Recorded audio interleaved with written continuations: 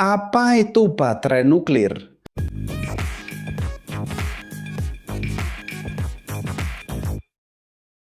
Hari ini kita akan membahas tentang jenis baterai yang sangat spesifik dan kurang dikenal, tetapi menjadi sumber daya bagi beberapa misi terpenting umat manusia. Baterai nuklir. Apakah kamu pernah berpikir bagaimana wahana antariksa yang sudah puluhan tahun menjelajah luar angkasa bisa tetap berfungsi sejauh itu dari matahari? Untuk memahami apa itu baterai nuklir, kita harus terlebih dahulu memahami konsep dasar yang menjadi dasarnya, peluruhan radioaktif.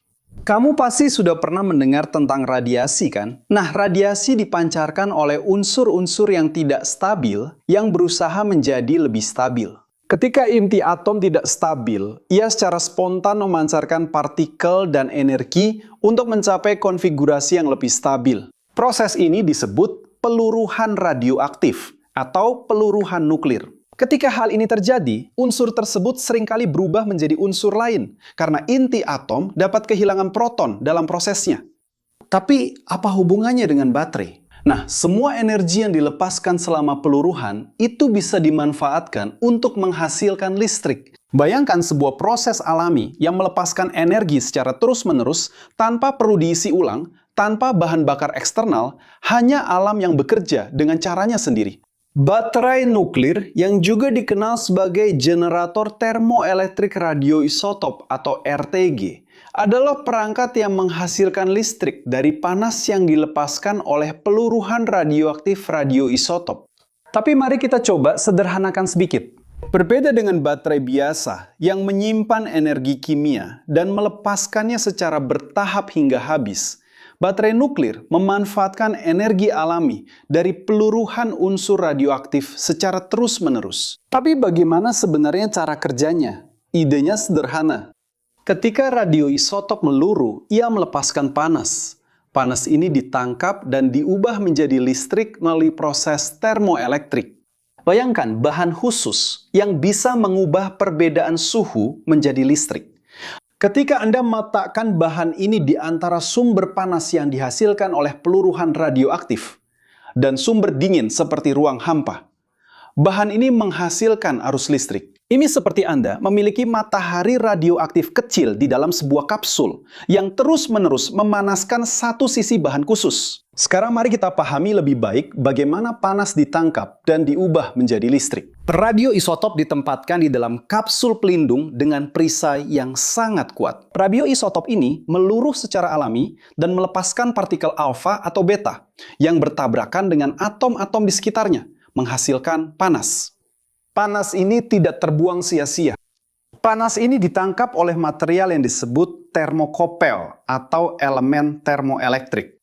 Termokopel pada dasarnya adalah perangkat yang terbuat dari dua material berbeda yang disatukan.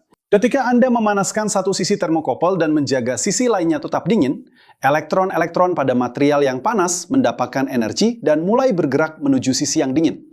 Pergerakan elektron ini itulah yang kita sebut sebagai arus listrik. Semakin besar perbedaan suhu antara kedua sisi termokopel, semakin besar arus listrik yang dihasilkan. Di luar angkasa, sisi dingin termokopel menjadi sangat dingin karena ruang angkasa adalah hampa udara dan tidak ada udara untuk mentransfer panas. Hal ini menciptakan perbedaan suhu yang sangat besar antara sisi panas yang dipanaskan oleh peluruhan radioaktif dan sisi dingin yang didinginkan oleh ruang angkasa. Perbedaan suhu inilah yang membuat baterai nuklir sangat efisien di luar angkasa. Jika Anda pernah melihat lempeng Peltier yang digunakan di beberapa lemari es, sistem pendingin, dan filter air, itu sebenarnya adalah termokopel. Hanya saja pada alat tersebut kita mengalirkan arus listrik untuk menghasilkan perbedaan suhu, di mana satu sisi menjadi panas dan sisi lainnya menjadi dingin. Namun, jika Anda melepaskan lempeng Peltier ini, memanaskan satu sisi dan mendinginkan sisi lainnya, jika Anda menggunakan multimeter pada lempeng tersebut, Anda akan melihat bahwa alat itu akan menghasilkan listrik melalui perbedaan suhu antara kedua sisinya. Radioisotop yang paling umum digunakan dalam baterai nuklir adalah plutonium-238 dan nikel 63. Plutonium-238 sangat sering digunakan dalam aplikasi luar angkasa karena memancarkan partikel alfa yang relatif mudah dihalangi dan tidak menimbulkan risiko radiasi besar jika perangkatnya tertutup rapat. Ketika plutonium-238 meluruh, ia melepaskan sejumlah panas yang konsisten selama bertahun-tahun. Plutonium-238 memiliki apa yang kita sebut sebagai waktu paruh selama 87 tahun, yang berarti dibutuhkan 87 tahun agar setengah dari jumlah aslinya meluruh. Hal ini memastikan bahwa baterai terus menghasilkan panas dan listrik selama beberapa dekade. Sedangkan nikel 63 pada gilirannya memancarkan partikel beta dan digunakan dalam aplikasi yang lebih baru pada baterai skala kecil. Nikel 63 memiliki waktu paruh 100 tahun, sehingga juga cocok untuk aplikasi jangka panjang. Tapi apa keunggulan utama dari baterai-baterai ini? Baterai-baterai ini dapat berfungsi selama puluhan tahun tanpa perlu diisi ulang. Sementara baterai biasa hanya bertahan beberapa jam atau hari. Baterai nuklir dapat menyediakan energi selama 50 tahun atau lebih, bergantung pada radioisotop yang digunakan. Bayangkan sebuah baterai yang Anda pasang di perangkat dan Anda tidak perlu lagi khawatir tentangnya selama setengah abad. Tapi mungkin Anda bertanya-tanya, di mana baterai-baterai ini digunakan? Jawaban yang paling mengesankan ada di luar angkasa.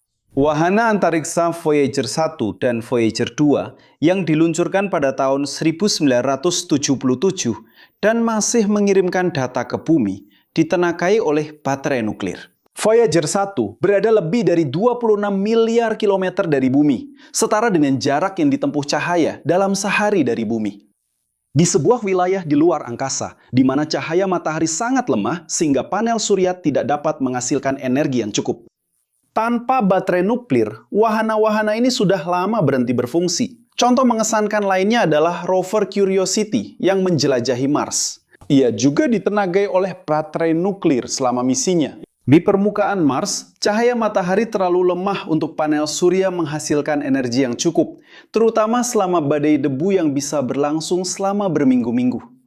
Baterai nuklir memastikan bahwa rover tetap berfungsi, bahkan dalam kondisi ekstrim seperti itu. Selain untuk misi luar angkasa, baterai nuklir juga memiliki aplikasi di bidang medis. Beberapa alat pacu jantung misalnya pernah menggunakan baterai nuklir di masa lalu, tepatnya pada dekade 70-an, sehingga perangkat tersebut dapat berfungsi selama bertahun-tahun tanpa perlu operasi penggantian. Namun pada akhirnya, baterai nuklir tersebut digantikan oleh baterai litium karena tingginya biaya baterai nuklir. Dan juga karena sirkuit elektronik pada masa itu cepat menjadi usang. Saat ini, para peneliti sedang mengembangkan aplikasi baru untuk baterai ini pada sensor di lokasi terpencil, robot penjelajah, dan bahkan pada perangkat medis, implan sekali lagi. Bayangkan sebuah sensor ditempatkan di daerah terpencil di Antartika untuk memantau perubahan iklim. Sensor ini harus berfungsi selama bertahun-tahun tanpa perawatan, di lingkungan di mana tidak mungkin mengganti baterai secara teratur, dan baterai nuklir akan sangat cocok untuk aplikasi ini.